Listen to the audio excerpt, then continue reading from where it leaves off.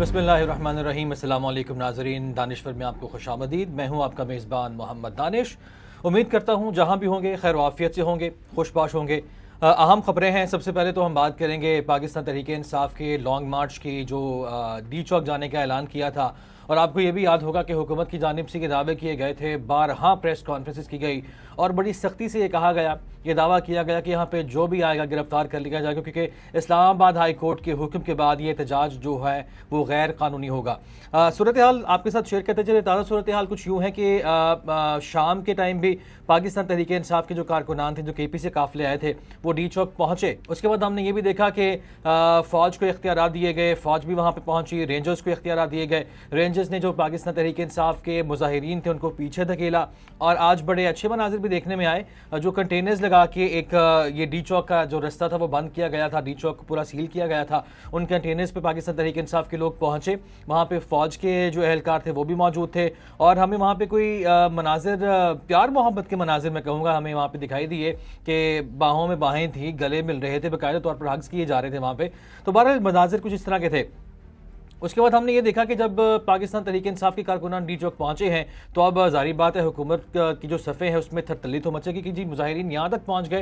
हालांकि हमने यहाँ पे इतना इंतज़ाम किया था इनको रोकने का, पंजाब से तो लोगों को निकलने दिया ही नहीं गया। जिस तरह कल आपसे मैंने शेयर किया था वो सारी सूरत हाल कि किस तरह पंजाब को बंद किया गया। आज भी सूरत हाल कुछ यूँ ही रही है कि लाहौर की जो खारजी और दाखिली रास्ते थे उनको मजीद फिर बंद कर दिया गया। इस खतरे के पेश नज़र के कहीं पर लोग ना निकल जाएँ। और ये भी खबरें सामने आ रही थी कि पाकिस्तान तहरीक इंसाफ के जो पंजाब के सदर थे हमाद अजहर साहब, उनकी खबरें सामने आ रही थी कि वो यहाँ से काफिले की सूरत में इस्लामाबाद की जानिब मार्च करने जा रहे हैं। बहरहाल मौजूदा सूरत हाल में जो आंख मचोली है पाकिस्तान तहरीक इंसाफ के वर्कर्स की, जो बड़े जज्बे से सरशार हैं। और इससे पहले आपको याद होगा जो DPO अटक थे उनकी जानिब से ये दावा किया गया था कि हम यहाँ से मुजाहिरीन को आगे जाने नहीं देंगे, अटक क्रॉस ही नहीं कर सकते। और आपको बताता चलूँ कि इस्लामाबाद आते हुए अटक से एक मकाम आता है कटी पहाड़ी। जो वहाँ पे रिपोर्टर्स मौजूद थे वो ये बताते हैं कि इंतहाई किस्म की वहाँ पे शेलिंग की गई, फायरिंग भी की गई, हवाई फायरिंग भी की गई। हत्तुल इम्कान कोशिश की गई कि इन मुजाहिरीन को यहाँ पे रोका जाए, लेकिन नाकाम रहे पुलिस वाले उनको यहाँ पे रोकने में। और पाकिस्तान तहरीक इंसाफ के जो कारकुनान थे जो KP से काफिले पहुँचे थे वो डी चौक पहुँचे। और अभी सूरत हाल कुछ यूँ है कि आंख मचोली का सिलसिला जारी है, पीछे धकेल दिया है वापस रेंजर्स ने, इसके साथ साथ फौज भी वहाँ पर मौजूद है। और अभी जो लेटेस्ट अपडेट ये है कि वो फैसला हुआ है कि किसी न किसी तरह क्रैक डाउन किया जाए। और बड़ी अहम डेवलपमेंट ये भी है कि क्योंकि बुशरा बीबी आपसे कल भी शेयर किया था इस एहतजाज को लीड कर रही हैं, अब एक खासी पाकिस्तान तहरीक इंसाफ की लीडर के तौर पर, वो उभरती हुई लीडर जिसे कहा जा सकता है उसके तौर पर वो सामने आई हैं। आज उन्होंने कारकुनान से गुफ्तगू भी की और उनकी जानिब से कहा गया कि मैं तो इमरान खान को यहाँ से लेके ही वापस जाऊंगी, अब आपने मेरा साथ देना है तो दें, बिस्मिल्लाह, नहीं देना तो फिर भी मैं यहाँ से पीछे नहीं उठूंगी। आपको ये भी बताते चलें कि अभी जो सूरत हाल है तहरीक इंसाफ के कारकुनान और रहनुमाओं पर मुश्तमिल काफिला डी चौक की जानिब रवां दवा है। जिस तरह पहले भी मैंने जिक्र किया कि उनको वापस पीछे धकेल दिया जाता है। अब इस सारी सूरत हाल में जो लीडर हैं इमरान खान साहब, उनका एक अहम बयान सामने आया है। वो ये कहते हैं कि वो आखिरी बॉल तक लड़ेंगे और जब तक उनके मुतालिबात पूरे नहीं होते मुजाहिरीन को पीछे हटने से, उन्होंने कहा कि पीछे नहीं आपने हटना और आखिरी बॉल तक लड़ना है। मैं जो तफसीली बयान उन्होंने एक्स पर शेयर किया मैं वो आपको पढ़ के सुना देता हूँ। इमरान खान के ऑफिशियल एक्स अकाउंट से जारी बयान के मुताबिक इमरान खान ने कहा है कि तहरीक इंसाफ की कारकुनान को सलाम है। मतलब इस सारी सूरत हाल में वो जेल के अंदर बैठे भी अपने कारकुनान का लहू गरमा रहे हैं। एक शख्स को कैद रखने की कोशिश में आपने सारे मुल्क को, सारी मुल्क की मईशत को दाव पे लगा दिया।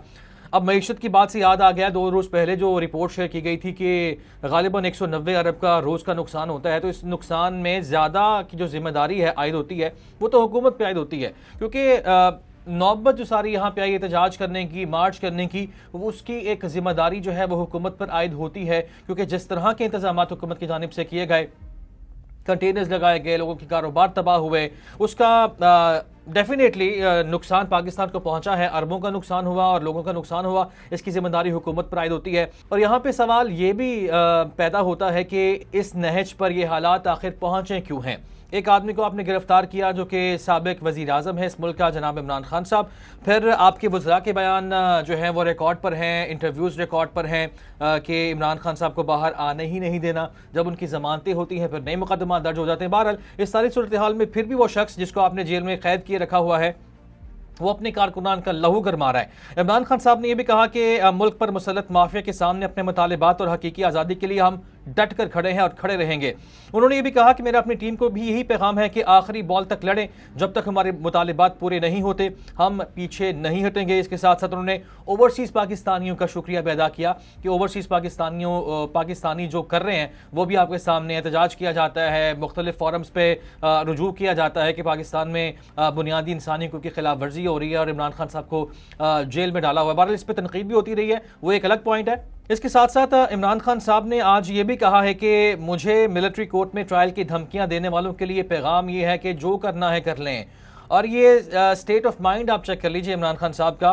और नाक़िदीन जो है वो भी इस बात को तो मानते हैं कि इमरान खान जो है वो मेंटली बड़ा स्ट्रॉन्ग है। तो इस सारी सूरत हाल में एक अच्छी खबर है पाकिस्तान तहरीक इंसाफ के कारकुनान के लिए कि उनके लीडर जेल में बैठ के उनका लहू गरमा रहे हैं। इसके साथ साथ आपको अब एक और अपडेट देते चलें कि इमरान खान साहब से मुताल्लिक किया वो, यानी हुकूमत का अभी भी कोई इरादा लगता नहीं है कि इमरान खान साहब को रिहा किया जाए। और उसका सबूत यह है कि रावलपिंडी में जो कल गुज़िश्ता रोज़ अफसोसनाक वाक़े पेश आया था, कांस्टेबल की हलाकत रिपोर्ट हुई थी, उसके कत्ल का मुकदमा भी इमरान खान साहब और उन कारकुनान के खिलाफ दर्ज किया गया है। इस मुकदमे की अगर मैं डिटेल्स आपके साथ शेयर करूँ तो FIR जो दर्ज की गई है उसमें यह कहा गया कि हमलावर जो थे मुलजिमान tear gas gun, rubber bullets उनके पास थी और असलहे से लैस थे। ये भी FIR में इस बात को लिखा गया। इसके साथ साथ ये भी कहा गया कि मुलजिमान ने पुलिस अफसरान और एहलकारों पर डंडों और पत्थरों से हमला किया और दफ़ा 144 के खिलाफ वर्जी की है। इसके साथ साथ बड़े संगीन इल्ज़ामात भी आयद किए गए हैं इसमें। पाकिस्तान तहरीक इंसाफ के कुछ कारकुनान को भी इसमें नामजद किया गया क़यादत के साथ साथ। और आपको ये भी बताता चलूँ कि ये भी कहा गया कि मुजरिमाना साजिश के तहत पुलिस पर हमला किया है। मुलजिमान की शेलिंग के बाइस पुलिस मुंतशिर हुई। मुलजिमान ने कांस्टेबल मुबश्शिर हसन को जख्मी किया और लाल वैन में अगवा करके भी ले गए। ये मतन है उस मुकदमे का जो FIR दर्ज की गई है, वो पढ़कर आपको सुना रहा हूँ। इसके साथ साथ ये भी कहा गया कि मुलजिमान के हमले में कांस्टेबल अदनान, रईस और नईम भी जख्मी हुए हैं। बहरहाल सूरत हाल इस नहज पे पहुंची, होना तो नहीं चाहिए था। हलाकत रिपोर्ट हुई, नमाज जनाजा भी आज अदा कर दी गई है और इसके कत्ल का जो इस अहलकार के कत्ल का जो मुकदमा था वो इमरान खान साहब के खिलाफ दर्ज किया गया है। हम इसकी मजम्मत भी करते हैं, चाहे काफिला जिस तरह भी था। अव्वल तो एहतजाज पुरअमन होना चाहिए था, जिस तरह PTI क्लेम करती है कि हम पुरअमन लोग हैं, लेकिन हलाकत उसमें नहीं होनी चाहिए थी। और एहतजाज के हवाले से आपको एक और मज़ेदार ख़बर मैं आपके साथ शेयर करता चलूँ कि इससे पहले हमने देखा पाकिस्तान तहरीक इंसाफ ने जब मुतादिद कॉल्स दी थी जलसे जुलूसों की, और फिर लाहौर का जलसा भी था। लाहौर के जलसे में तो अली अमीन गंडापुर साहब पहुँचे भी नहीं थे, जिसमें जो मुखालिफिन थे उन्होंने खासी तनकीद भी की और उनके ऊपर इल्ज़ामात भी आयद किए। इसके बाद हमने ये देखा कि जब लास्ट कॉल थी इस्लामाबाद की मार्च की, तो वहाँ पर अली अमीन गंडापुर साहब गायब रहे और बाकायदा तौर पर ये खबरें चलना शुरू हो गई थी कि जी लापता हो गए हैं वो। तो इस दफ़ा सूरत हाल कुछ यूँ ही कि जो रिपोर्ट हुआ है मीडिया पे कि एक गाड़ी आती है अली अमीन गंडापुर को लेने के लिए इस मुजाहरे के दौरान ही, और अली अमीन गंडापुर साहब कोशिश ये करते हैं कि वहाँ से जाएं और कारकुनान को ये कहा गया कि मुझे एक ज़रूरी काम से जाना है। अब ज़रूरी काम कुछ मीटिंग भी हो सकती है, ज़रूरी कुछ भी आप इस पर कह सकते हैं, या कुछ और भी कहा जा सकता है, जिस तरह लास्ट टाइम गायब हुए थे, उससे पहले भी लाहौर के जलसे में भी नहीं पहुँचे थे। तो ऐसी सूरत हाल में अली अमीन गंडापुर साहब जो कि पहले कॉम्प्रोमाइज़ होते रहे हैं, ये उन पर इल्ज़ामात लगते रहे हैं। तो ऐसी सूरत हाल में अली अमीन गंडापुर साहब ने जब कोशिश की कि वो वहाँ से निकलें तो कारकुनान ने रोक दिया। कारकुनान खड़े हो गए उनके सामने, कहा जी ना, आप आज नहीं जा सकते, क्योंकि हम यहाँ से जाएंगे तो इकट्ठे जाएंगे, आप हमें यहाँ पे लेके आए हैं, आप हमारे साथ यहाँ पे रुकें, हम आपको कहीं जाने दे देंगे। तो ये एक बड़ा मज़ेदार वाक़या रिपोर्ट हुआ। इसके साथ साथ कारकुनान उसी दौरान डी चौक के जो गेट थे करीब पहुंचे हुए थे, तो उन्होंने नारे भी लगाए इमरान खान के हक में, और अली अमीन गंडापुर को तनकीद का निशाना भी वो बनाते रहे। आगे बढ़ते हैं। इसके साथ साथ इस सारी सूरत हाल में, इस सारे डेवलपमेंट में एक कुछ बयान हैं जो IG इस्लामाबाद के हैं और वफाकी वज़ीर दाखिला मोहसिन नकवी के भी बयानात हैं। ये बड़ी अहमियत के हामिल हैं। IG इस्लामाबाद कहते हैं कि जिनकी माँ पर ये सब कुछ हो रहा है उनको हम फौरी तौर पर गिरफ्तार करेंगे। अब सवाल ये पैदा होता है कि IG साहब ये तो बताइए कि किन की माँ पे हो रहा है, क्योंकि पहले दिन से आपने ये कहा कि यहाँ पे जो पहुँचेगा उसको गिरफ्तार कर लिया जाएगा। आपकी इन बातों, इन धमकियों के बावजूद, आपके इन डराने के बावजूद भी यहाँ पे लोग तो पहुँचे, लेकिन हमें गिरफ्तारियाँ होती हुई सबकी नज़र नहीं आई। और बरमला कहा गया वफाकी वज़ीर दाखिला मोहसिन नकवी की जानिब से कि जो इस्लामाबाद पहुंचेगा, जो डी चौक पहुंचेगा, उसको हम गिरफ्तार करेंगे, गिरफ्तार होकर ही वापस जाएगा। बहरहाल लेटेस्ट अपडेट ये भी है कि प्लान तो ज़रूर है कि अली यमन गंडापुर को गिरफ्तार किया जाए, बुशरा बीबी को दोबारा गिरफ्तार किया जाए, क्योंकि इस्लामाबाद में ये दोनों जो रहनुमा हैं इस मार्च को लीड कर रहे हैं। अलबत्ता यहाँ पे कुछ रात की सूरत हाल जो है वो कशीदा भी हो सकती है। लाठीचार्ज का प्लान है और ये भी खबरें सामने आ रही हैं कि दीगर एजेंसीज के लोग भी इस ऑपरेशन में हिस्सा लेंगे। अलबत्ता देखा जाएगा कि सूरत हाल किस तरफ जाती है। क्या अपने रेजिस्टेंस से जब कारकुनान यहाँ पे पहुंचे हैं, क्या वो अपने अहदाफ में कामयाब हो भी पाते हैं या नहीं। अब आगे बढ़ते हैं, आपके साथ ये भी शेयर करता चलूँ कि वफाकी वज़ीर दाखिला का जिक्र मैंने पहले किया कि उनकी जानिब से कहा गया था कि जो भी इस्लामाबाद आएगा गिरफ्तार कर लिया जाएगा, लेकिन हालात उसके उल्ट हमें दिखाई दिए। लोग तो वहाँ पे मौजूद हैं, पंजाब से गो के लोगों को निकलने नहीं दिया गया, बड़ी कम तादाद में लोग फिर भी पहुँचे हैं। हमने देखा कि रावी क्रॉस किया लोगों ने, कश्तियों में कुछ तैरते हुए भी दिखाई दिए। इस तरह के विजुअल्स जो हैं वो सोशल मीडिया पर गर्दिश भी कर रहे हैं। तो कुछ ना कुछ लोग पंजाब से पहुँचे ज़रूर होंगे, लेकिन बड़ी कम तादाद में, क्योंकि रास्ते ही सारे बंद थे। कल हमने पूरी डिटेल्स इस हवाले से आपके साथ शेयर की थी। और जो काफिले पहुंचे हैं केपी से, वो अपने दम पे पहुंचे हैं, कटी पहाड़ी पे इंतहाई चलने के बावजूद, रोके जाने के बावजूद। अब यहाँ पे सवाल ये पैदा होता है कि जो प्लान था वफाकी हुकूमत का, और जो वफाकी वज़ीर दाखिला ने कहा था कि हम एहतजाजियों को रोकेंगे और यहाँ पे पहुँचने नहीं देंगे, इस्लामाबाद जो आएगा एहतजाज के लिए गिरफ्तार कर लिया जाएगा।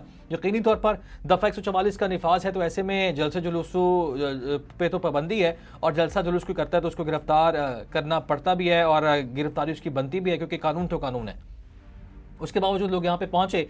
अब सवाल ये पैदा होता है कि गिरफ्तारियाँ अमल में क्यों नहीं लाएगी तमाम लोगों की।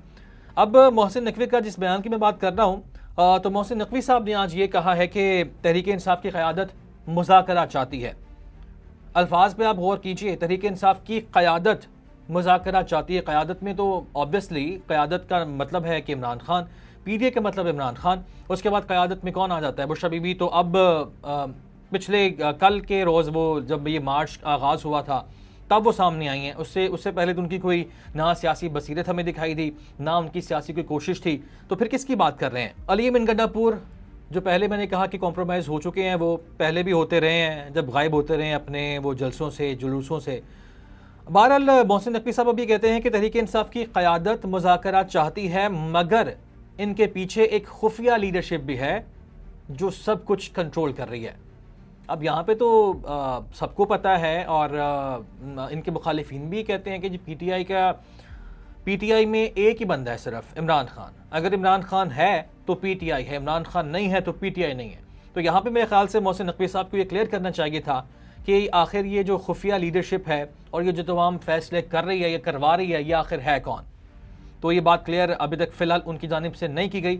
बहरहाल और आज इसके साथ साथ जब मीडिया से गुफ्तगू की तो उनकी जो बॉडी लैंग्वेज थी वो खासी लूज़ थी, जिस तरह कोई हारा हुआ शख्स आता है और उसका प्लान कामयाब नहीं हो पाता, तो फिर जिस तरह की उसकी बॉडी लैंग्वेज होनी चाहिए वो आज हमें दिखाई दिया मोहसिन नकवी साहब की बॉडी लैंग्वेज में। बहरहाल उन्होंने ये भी कहा कि अल्फाज पे आप गौर कीजिए, ये भी कहा कि पीटीआई की पूरी लीडरशिप जो है वो खून खराबा नहीं चाहती, बल्कि बात करना चाहती है। मोहसिन नकवी साहब कई दफ़ा आप कह चुके हैं कि बात नहीं होगी, मुज़ाकरात तो नहीं हो रहे, तो फिर आप किस तरह कह सकते हैं कि जो बात करना चाहती है? और कम से कम ये क्लियर तो कीजिए कि कौन सी लीडरशिप है जो बात करना चाहती है। सिर्फ एक खुफिया क़यादत बैठी है जो सब कुछ कंट्रोल कर रही है। मुझे लगता है कि पीटीआई के साथ कुछ हाथ हो जाएगा। अब ये हाथ क्या हो जाएगा ये बहरहाल उनको बताना चाहिए था। वो ये भी कहते हैं कि खुफिया हाथ कामयाब नहीं हुआ, इसका एजेंडा कुछ और है और वही फसाद की जड़ है।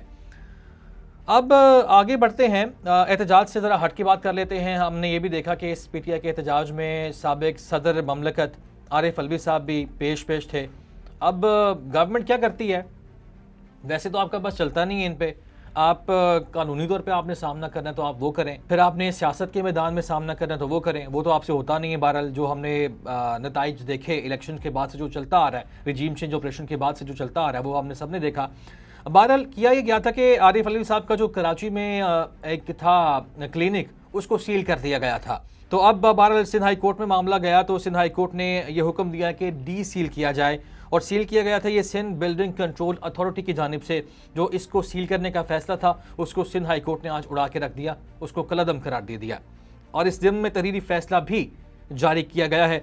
अब अफसोस की बात यह है कि SBCA जो सिंध बिल्डिंग कंट्रोल अथॉरिटी है, आप तो कानून के मुताबिक कार्रवाई करें, जिम्मेदारी इसकी सिंध हुकूमत पे आयद होती है कि आपका एक डिपार्टमेंट है और साबिक सदर का क्लिनिक है, कोई आम आदमी नहीं, साबिक सदर है, सदर ममलकत पाकिस्तान रहे हैं वो, उनके क्लिनिक पे आप धावा बोलते हैं और फिर आप उनके क्लिनिक को सील कर देते हैं। कम से कम उनको नोटिस तो दें, कोई वजह तो बताएं। बहरहाल ये मामला सिंध हाई कोर्ट गया और सिंध हाई कोर्ट ने हुक्म दिया कि उनके डेंटल क्लिनिक को फौरी तौर पर डी सील कर दिया जाए।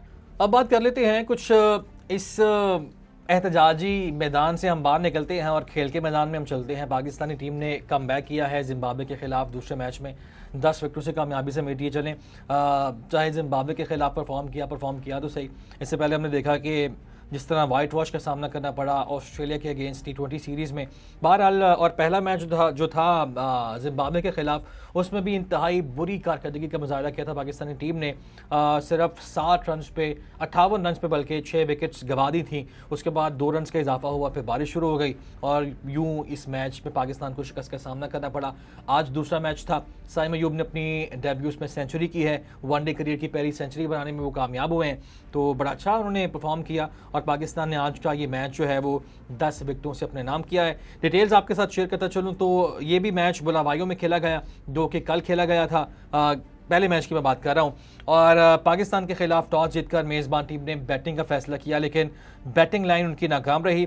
32.3 ओवर्स में सिर्फ 145 रन बनाए और पाकिस्तान को उन्होंने 140 रन का हदफ दिया था। और पाकिस्तान की जानिब से डेब्यू करने वाले अबरार अहमद ने, स्पिनर हैं बड़े अच्छे, टेस्ट क्रिकेट में आपने इनको देखा है, इनकी बड़ी विकेटें हैं और बड़ा अच्छा इन्होंने परफॉर्म किया टेस्ट में, अभी नए नए आए टीम के अंदर।